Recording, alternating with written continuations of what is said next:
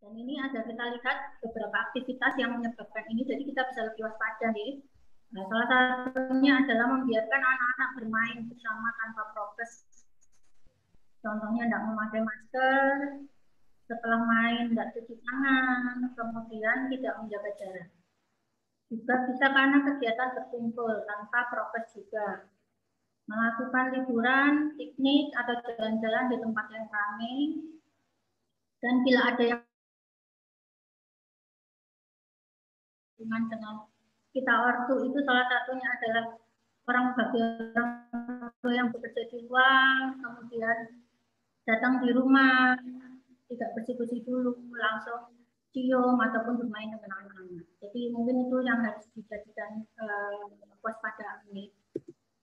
Kemudian keyword kedua, anak-anak. Kenapa anak-anak?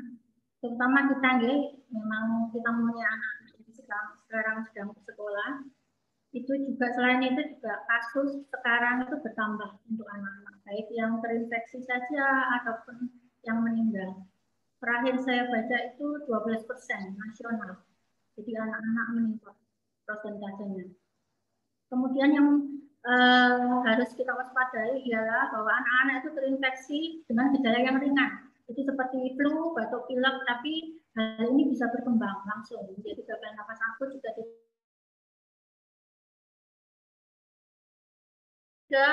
tentang viral load. Jadi dikatakan ada penelitian karena ini penyakit baru ya, dan ini bisa berubah.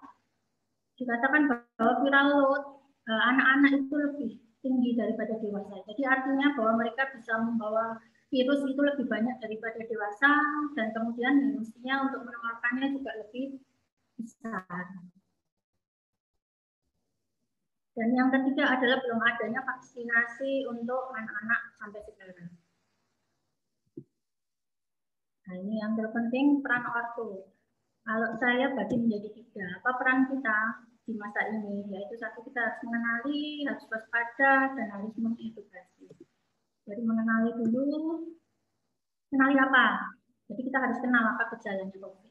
Memang seperti penyakit flu biasa, jadi kita di masa pandemi itu harus waspada, istilahnya tidak mengentengkan juga, dan tidak terlalu melebih-lebihkan, jadi sewajarnya aja.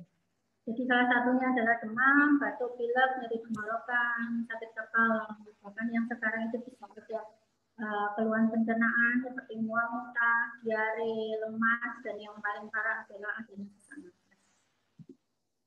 Kemudian waspada, apa yang harus kita waspadai? Jadi kalau kita melihat anak-anak kita ada tanda-tanda seperti ini, jadi harus dibawa ke rumah sakit atau layanan kesehatan terdekat. Yaitu apa? Kok anaknya biasanya aktif, kok tidur terus.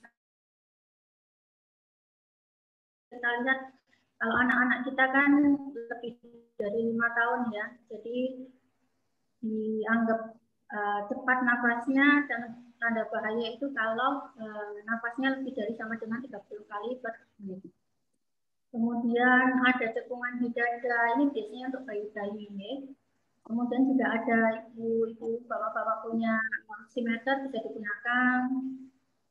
Bisa juga ditemukan saturasi oksigennya kurang dari 90%. Kemudian ada mata merah, ruang leher juga, tanpa sebab yang jelas, demam lama, kejang.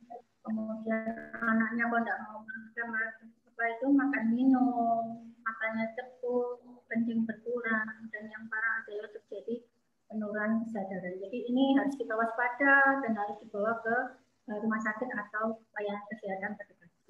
Kemudian edukasi. Kita bisa mengedukasi apa pada anak-anak kita, yaitu satu,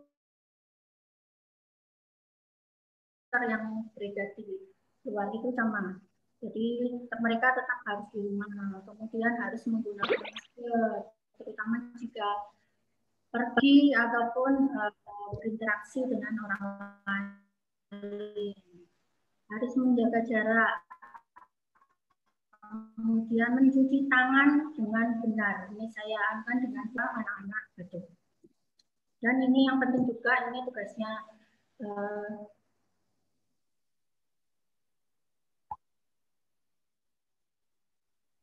bisa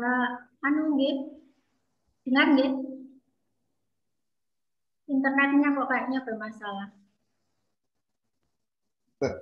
Terdengar. Jadi ini tugasnya ibu-ibu ini, jadi harus memberikan asupan gizi yang mencukupi. Kemudian juga karena sekarang daring dan banyak di rumah, jadi kita juga harus mengajak anak-anak untuk olahraga dan berjemur 10-15 menit per hari dengan jam kurang dari jam 9. Ini saya sertakan juga bagaimana cara menggunakan masker. Jadi masker itu harus terpasang tepat, kemudian tidak 24 jam memakai masker. Jadi kalau tidur dilepas. Jika ada pengasuh, pengasuhnya harus memakai masker. Kemudian ini juga cara cuci tangan kita bisa ajarkan ke anak-anak, ada 6 langkah. Mungkin di sekolahan juga diajarin deh. Jadi kita tapi juga sebagai orang tua juga harus tahu. Kemudian jika batuk, etikanya gimana? Jadi harus menutup mulut, hidung dengan tisu atau dengan lengan atas bagian dalam.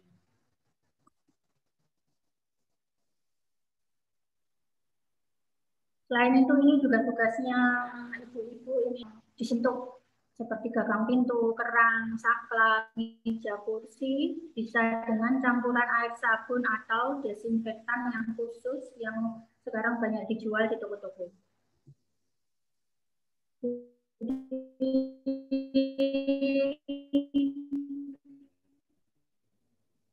Kesimpulan, saya simpulkan bahwa keluarga, terutama orang tua, itu sangat berperan penting dalam mencegah penyebaran ataupun dengan untuk mendeteksi. Jadi biar tidak terjadi sesuatu yang lebih parah lagi. Saya sebutnya garda pertama. Jadi monggo kita orang tua harus lebih aware lagi, terutama anak-anak kita, biar terhindar dari COVID ini. Matur nuwun, itu aja. Terima kasih atas perhatiannya. Wassalamualaikum warahmatullahi wabarakatuh. Waalaikumsalam warahmatullahi wabarakatuh. Terima kasih. Iya, terima kasih kepada Bu Ina yang telah menyampaikan materi bagaimana peranan orang tua dalam menjaga kesehatan anak di masa pandemi. Sangat jelas ya Pak Doni ya. Jadi membutuhkan peranan yang penting dari orang tua. Betul. Supaya anak-anak kita ini tetap terlindungi. Kalau bukan orang tua siapa lagi? Betul. Ya, ini yang kadang itu yang saya amati di masyarakat itu agak sedikit sembrono. Betul. Kadang itu juga menerima tamu dari orang luar, padahal kita tidak tahu ya apakah beliau yang datang ke rumah kita itu terpapar atau tidak. Jadi kalau saya ini agak protek Pak Doni. Gitu ya? Iya. Tamu hanya boleh ada di teras Pak Doni. Iya, karena ada anak kecil, ada orang tua di dalam lingkungan keluarga saya. Gitu nggih Pak Doni nggih. Terima kasih Ibu Ina, sekali lagi kami haturkan atas pemaparan materi yang sangat bermanfaat untuk kita. Iya. Kemudian sekarang sesi yang ketiga Bapak Doni. Monggo. Yaitu materi yang akan disampaikan oleh Ustaz Yusuf. Iya. Bapak Muhammad Yusuf SPSI MPD atau kita kenal dengan nama Ustadz Yusuf. Beliau merupakan founder dari Rumah Cerdas Islami. Dan beliau sudah bersertifikat ya sebagai seorang trainer. Dan langganan untuk kita hadirkan selama ini parenting di Jembatan 3. Benar sekali ya. Jadi kita sudah lama bekerja sama dengan beliau nggih. Ngoten. Kepada Bapak Ustadz Yusuf sudah mendengarkan suara kami? Siap Ibu. Siap, iya. Terima kasih Bapak Yusuf telah berkenan untuk menerima undangan kami. Langsung saja kepada beliau untuk materi ketiga, waktu kami silakan. Monggo Bapak. Terima kasih. Assalamualaikum warahmatullahi wabarakatuh. Waalaikumsalam warahmatullahi wabarakatuh. Bismillah, alhamdulillah, Allahumma shalli ala sayyidina Muhammad. Berterima kasih kepada Allah Subhanahu wa taala karena pada pagi hari ini saya Muhammad Yusuf ditemukan dengan orang-orang yang luar biasa. Pak Doni ini sahabat saya yang penuh semangat, visioner, yakin bisa membawa SDN Betari akan lebih maju dan lebih dikenal oleh masyarakat serta lebih bermanfaat. Dan yang kami muliakan Bapak Ibu SDN Betari yang tidak salah kalau saya boleh bilang menyekolahkan putra-putrinya di SDN Betari karena visinya berbudi dan berprestasi. Itu pun tentunya didukung dengan kenyataan dan hasil-hasil yang bisa dilihat dibuktikan sendiri oleh Bapak Ibu wali murid. Bapak Ibu wali murid yang dirahmati Allah serta Pak Doni beserta seluruh Dewan Guru SDN Betari yang kami hormati. Terima kasih kami Muhammad Yusuf, founder RCI diberikan kesempatan bersinergi yang kesekian kali bersama SDN Betari ini. Dan alhamdulillah kami diberikan kesempatan untuk bersama saat ini peran orang tua atau menjadi sukses orang tua saat menjalani, menikmati masa-masa PJJ bersama putra-putri tercinta.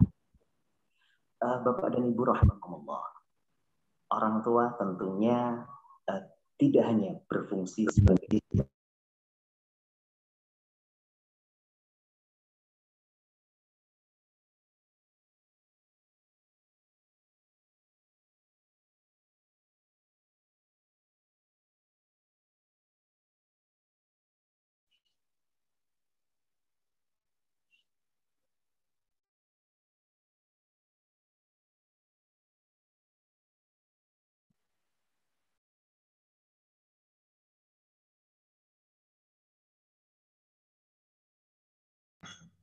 Pak Yusuf, mohon izin untuk mikrofonnya diaktifkan, Pak Yusuf.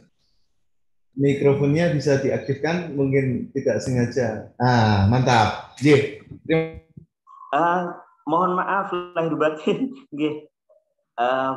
Yang kami muliakan Pak Doni beserta Bapak Ibu Dewan Guru serta Bapak Ibu wali murid rahimakumullah. Kami Muhammad Yusuf bisa bertemu, bergabung dengan panjenengan semuanya, khususnya Pak Doni ini yang visioner, punya visi misi yang luar biasa, dan yakin di tangan dingin beliau SDN Betari ini akan lebih maju lagi.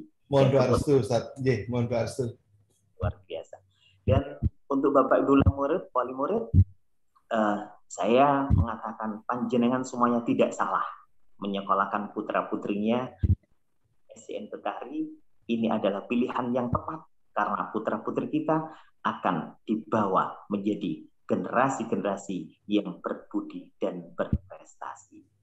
Mudah-mudahan pertemuan kita walaupun secara virtual ini senantiasa diberkahi oleh Allah Subhanahu wa taala. Amin, amin, amin ya rabbal alamin. Bapak dan Ibu wali murid rahimakumullah. Banyak kendala, banyak hal, banyak dinamika yang kita rasakan ketika kita mendampingi putra-putrinya saat PJJ. Tapi itu semuanya adalah tantangan buat kita. Bagaimana di masa PJJ ini tetap bisa mendampingi putra-putri kita yang nanti secara akademis putra-putri kita berhasil, tetapi yang lebih jauh tidak hanya berhasil secara akademis, tetapi orang tua bisa dan guru-gurunya bisa saling bersinergi, berkolaborasi, mengantarkan keberhasilan putra-putrinya dalam mencapai ilmu yang manfaat dan barokah. Itu yang diharapkan oleh kita semuanya. Bapak dan Ibu rahimakumullah, ayah dan bunda, orang tua tidak hanya berfungsi sebagai tempat pendidikan putra-putri yang pertama dan utama. Dalam pembentukan karakter, nilai-nilai agama, budi pekerti, tetapi pada saat ini memiliki peran tambahan, ayah bunda, yakni sebagai guru yang kedua bagi putra-putri saat pembelajaran jarak jauh. Nah, ini yang harus kita sadari bahwa peran kita